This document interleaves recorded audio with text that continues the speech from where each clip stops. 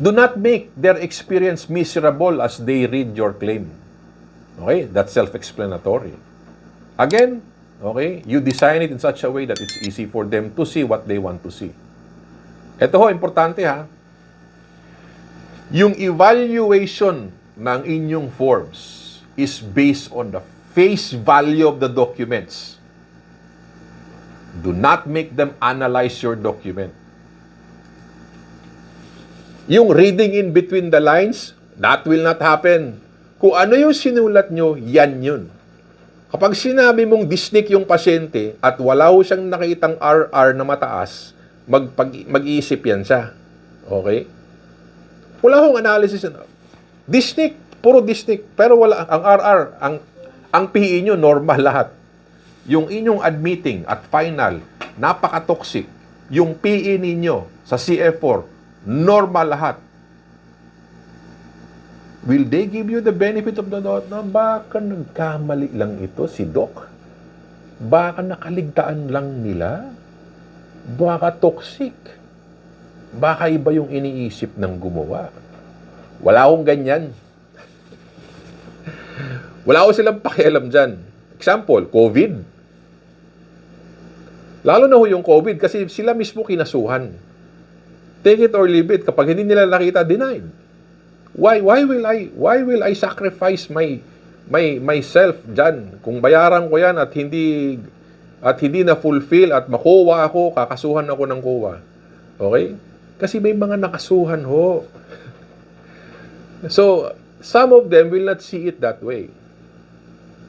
So, it's face value. Pagtingin nila, what they see is what they get. Well, probably merong iba dyan that they will make an effort to analyze it. Probably a small percentage will ask you to submit the clinical chart because they would want to validate. Kasi wala siyang nakita doon sa initial na review. Hingihan ko nga ng clinical chart ito. Pagbigyan ko si Doc. May mga ganon. Okay? Pero ako, I tell my clients it's face value. Okay? So,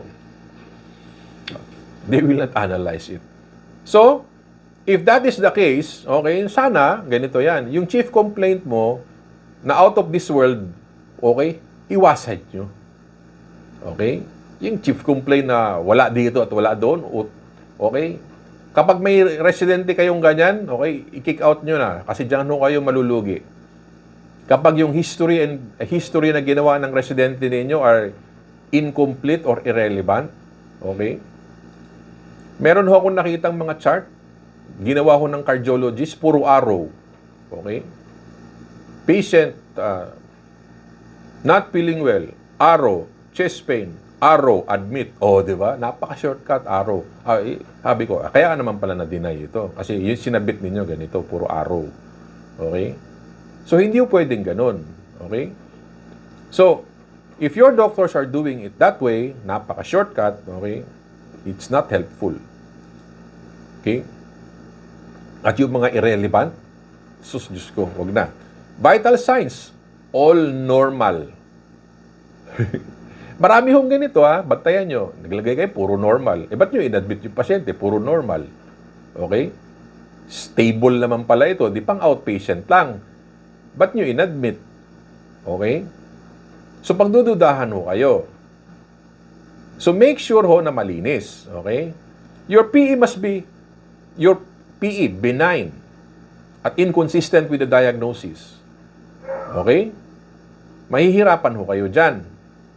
So, the moment pag tiningnan ho yung claim ninyo, tiningnan yung documents ninyo, okay? Sana tugma ho yan lahat. Okay? Ito, the labs not related to the problem. Okay? That is also a mortal sin. Magkakaproblema ho kayo. Your diagnostics is inappropriate to the problem.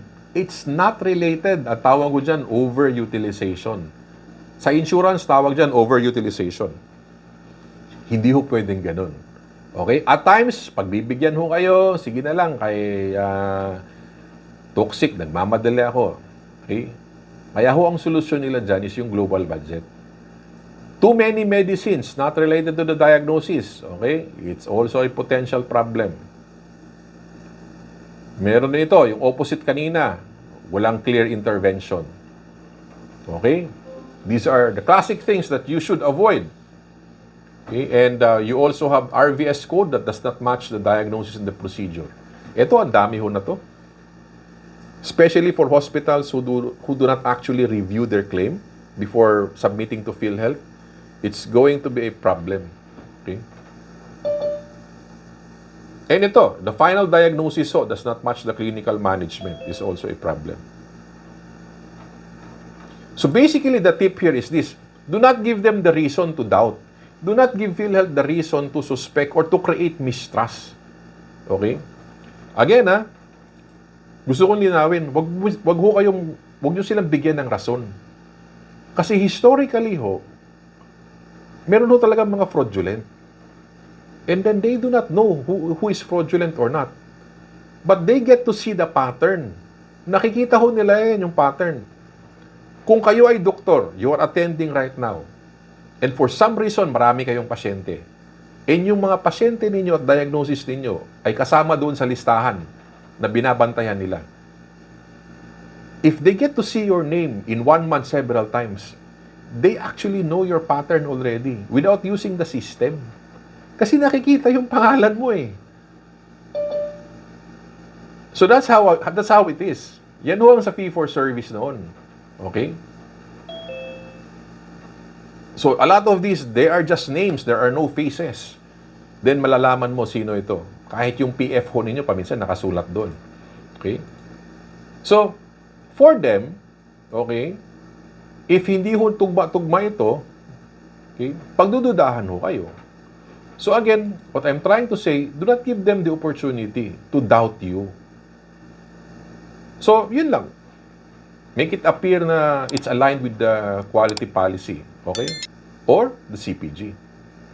So, you need to also be very consistent with all the documentation, okay?